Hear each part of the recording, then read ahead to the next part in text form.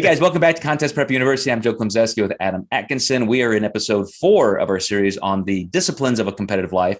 We're going to talk about carving out your place in the sport, which can be contest to contest and year to year. It doesn't have to be that long trajectory we talked about in the first couple episodes.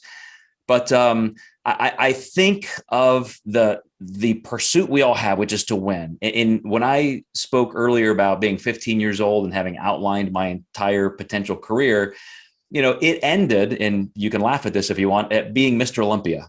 But along the way, I realized that wasn't going to happen, that 15-year-old, 14-year-old childhood dream. But at the same time, I found a lot of contentment in deciding where I was going to go for that next rung of the ladder. How was I going to, win an open class? How was I going to win an overall? How was I going to get to national level competition? How was I going to win my pro card? How was I going to finally, beat somebody in the pro ranks? How was I going to place in the top 5? And that made for an incredibly just happy, fulfilling career every step of the way, because it was never all about winning everything each time out. And I think by carving a place like that, we can really create the longevity and the contentment we want in the sport. Yeah, absolutely. The big thing's consistency with how you come in and then improving each year. Obviously, depending on the division, sometimes bikini, you don't want to improve. You've set a pretty good standard.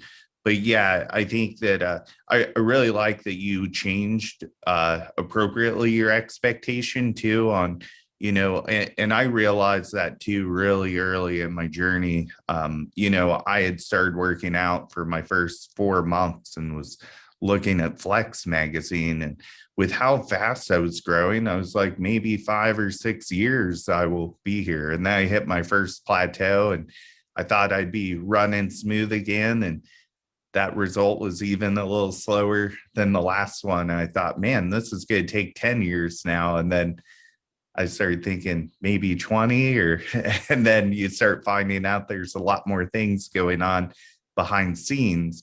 But, you do have to be an adult on how you, how you shorten those goals, maybe make them a little bit less, high on the ladder. And that's okay. There's nothing wrong with that, because it doesn't mean you're saying no to that next step. Just maybe here's a better one for now. And then maybe we try to reach that later. And I'll take it to a different place as well, with just the fact that maybe your career winning is not the ultimate goal anyway. I'll give an example. I have a client I've worked with who decided he wanted to compete in 100 contests. That was his goal. And then he was going to retire. Well, guess what? Now he's up to like 130. And I think he may have crossed into his 70s. And he's won a lot of shows. I mean, he won a lot of masters contests, grandmasters, ultra masters. But at the same time, it's just, I love that goal. I love that pursuit. I love the lifestyle.